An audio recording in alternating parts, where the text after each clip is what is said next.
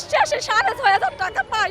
সেইটা পাওয়ার পরে আমার সন্তান আমাকে জিজ্ঞাসা করে, মা তুমি না সরকারি চাকরি করো, তোমার কয় পুলিশ, তুমি কি আর পুলিশ, তুমি আমার একটা ভালো খাতা কিনে দিতে না। মাত্র ৬,৫০০ টাকা বেতন, নিজে কিভাবে চলবেন আর পরিবারকেই বা কিভাবে চালাবেন?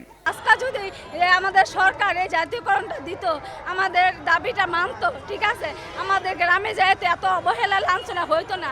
আর সবাই যদি মনে করে একটু সুখে বাতে মাছ ভাতে খাইতে, আমাদেরও তো মনে চায়। জান্নাতুল ফেরদৌসের মতো এমন ৪৬,৮৭০ মানুষের নুন আনতে পান্তা ফুরায় অবস্থা।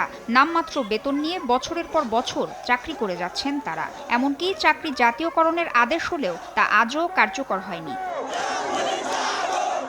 এমন অবস্থায় বেতন বাড়ানো আর চাকরি জাতীয়করণ সহ ৪ দফা দাবিতে বুধবার রাজধানীর প্রেস ক্লাবের সামনে সমাবেশ করে বৈষম্য বিরোধী গ্রাম পুলিশ সমন্বয় কমিটি। সারা দেশ থেকে আসা হাজারো গ্রাম পুলিশ এতে অংশ নেন।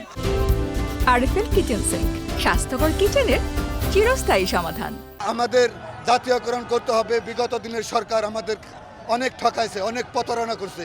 2008 সাল থেকে আমাদের জাতীয়করণের টাকা দেওয়ার কথা, আজ অবধি দিচ্ছে না। সরকারের কাছ থেকে যে আমরা যে অধিকারটা পাওয়ার দরকার চাকরি হিসেবে, গ্রাম পুলিশ চাকরি হিসেবে, সেটা আমরা পাই না। যেটা পুলিশটা যেটা পেয়ে থাকে সেটা আমরা মহিলা গ্রাম পুলিশ হিসেবে সেটা পাই না। দাবি আদায় না হওয়া পর্যন্ত বাড়ি না ফেরার হুঁশিয়ারি দিয়েছেন গ্রাম পুলিশ সদস্যরা। তাসনিয়া নিশাত মিম, সময় সংবাদ, ঢাকা।